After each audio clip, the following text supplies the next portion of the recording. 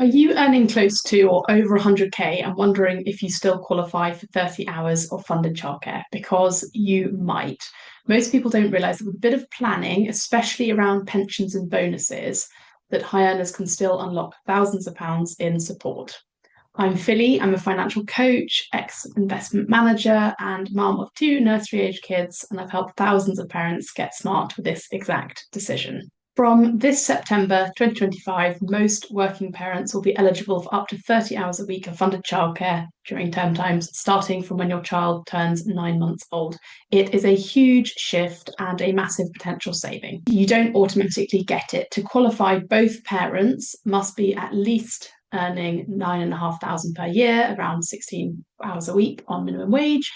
And crucially, the bit that I often tend to focus on is not exceed that 100,000 in net adjusted income. That 100K threshold, that it gets complicated. And this is where I see people saying no to pay rises, taking on fewer days work because they don't want to go over that threshold. You can still receive the funded hours if you are strategic. Let's break down what counts towards the 100K limit. Well, net adjusted income is your total gross income, and that includes your salary, any bonus you might get, RSUs, dividends, rental income, like definitely interest in the bank. Previously we hardly got any interest in the bank, so we didn't really think about it. But if you're a higher rate taxpayer, you can only get £500 worth of interest before you start being taxed on it. It also includes any benefits in kind. And this is where you need to get really specific with your employer, work out if something is a benefit in kind and therefore adding to your net adjusted income. And this could be something like private healthcare. Then once you've got all those numbers together, you then take away things like your gross pension contributions, if done through a salary sacrifice or put into a SIP. This is a self-invested personal pension. Things like gift aid donations can reduce it. And then there are various salary sacrifice, various schemes your company might offer, like cycle to work schemes, or potentially an electric vehicle you could purchase through work. Two families, both earning 100K on paper, could qualify very differently depending on how their income is structured. This is where it is worth looking at just to make sure your adjusted income doesn't tip over by mistake and you lose that support. I know what you're thinking. You might think, why would I want to earn less just to get some childcare support? But it's not just about the sacrifice, it's about being smart. So pension contributions don't disappear once you put the money in, especially if you've got a longer time horizon. They should grow and compound over time. Let me give you an example. So one client I was working with recently was earning 104,000 and she topped up her pension by £5,000 before bonus season.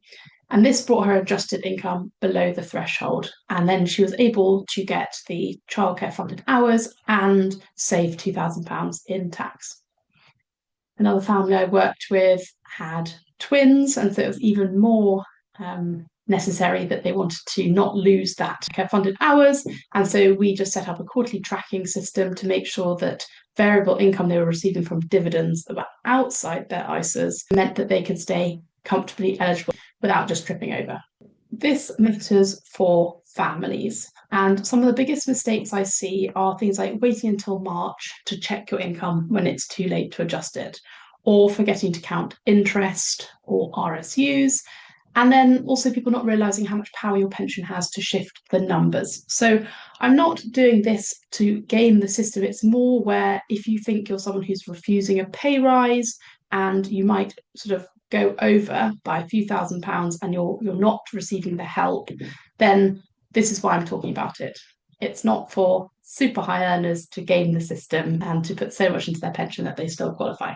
So what can you do now? Well, track your household income and your deductions kind of as you go through the year. You have to make sure that you are keeping on top of it to make sure that you're clear on what counts towards 100,000. Consider using pension contributions to bring yourself below the line if you think something might tip you over. And that's really necessary if you're going to get some of your income as a bonus or RSUs. And so if you are earning close to that threshold or just you're unsure what counts, I do offer childcare finance strategy sessions. We look at your household numbers, we explore the trade-offs between maybe reducing down days or putting more into your pension, and we map out the best path for you. The link to book is below. If this video helped, give it a like or leave a comment, even if it's just to say you're somewhere near the threshold and trying to figure it all out. And if you want support that's strategic, personal, completely non-judgmental, I'd love to help you.